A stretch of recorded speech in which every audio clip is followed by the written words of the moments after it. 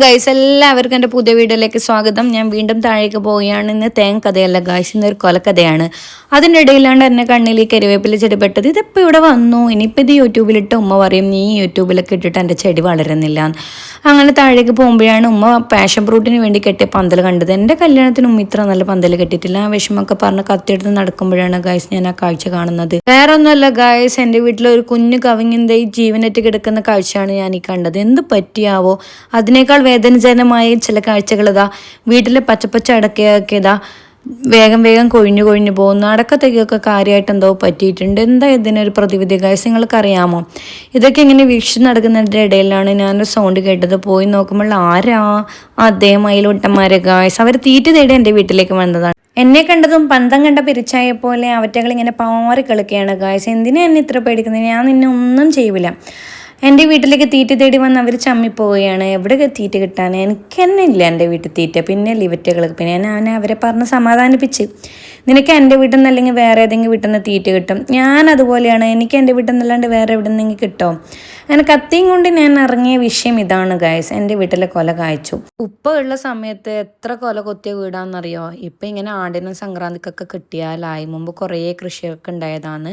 ഇപ്പം കാര്യമായിട്ട് ഞങ്ങളെ പറമ്പിലൊന്നുമില്ല. അങ്ങനെ ഉമ്മാക്ക് കൊല കൊത്താനുള്ള കത്തി കൈമാറുന്നതിൻ്റെ ഇടയിലാണ് എനിക്ക് ഓർമ്മ വന്നത്, ഈ കത്തി ആ കത്തിയല്ലേ. ഞാൻ അന്ന് ഈ കത്തി വാങ്ങാൻ പറയുമ്പോൾ ഉമ്മ പറഞ്ഞു, നീ എന്തിനാ എന്നെ കൊണ്ട് ഇങ്ങനെ ഓരോ സാധനം വാങ്ങിച്ച് എൻ്റെ പൈസ കളയുന്നു. അത് പറഞ്ഞപ്പോൾ ഉമ്മ പറയുന്നത്, നീ ഈ വാഴക്ക് വെള്ളം ഒഴിച്ചിനാ, എന്നിട്ടാണ് ഈ വീഡിയോ എടുക്കാൻ വേണ്ടിയിട്ട് ഫോണും കൊണ്ട് വന്നിന്. ഞാൻ അതൊക്കെ പറഞ്ഞ് ഉമ്മാനോട് പറഞ്ഞ് വെറുതെ നമുക്ക് വഴക്കിടണ്ട, അമ്മക്ക് വന്ന കാര്യം നടത്താം.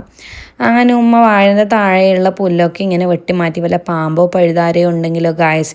ഞാൻ പിന്നെ ആ ഭാഗത്ത് പോയിട്ടില്ല, കാരണം എനിക്ക് ഭയങ്കര പേടിയാണ്.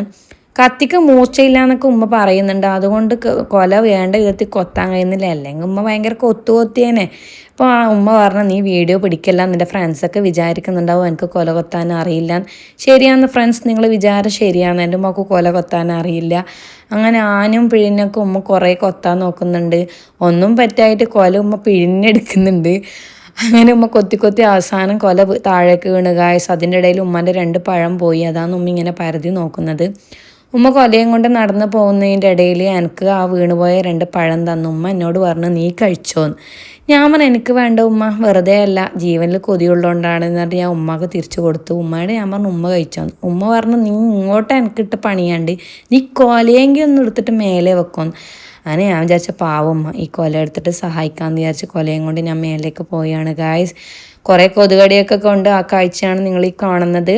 അങ്ങനെ എൻ്റെ വീഡിയോ നിങ്ങൾക്ക് ഇഷ്ടപ്പെടുന്നുണ്ടെങ്കിൽ നിങ്ങൾ എന്തായാലും സബ്സ്ക്രൈബ് ചെയ്ത് എൻ്റെ വീഡിയോ നിങ്ങൾ സപ്പോർട്ട് ചെയ്യണം. അടുത്ത പുതിയ വീഡിയോ ആയിട്ട് ഞാൻ വീണ്ടും വരുന്നതായിരിക്കും. അതുവരേക്കും ബൈ.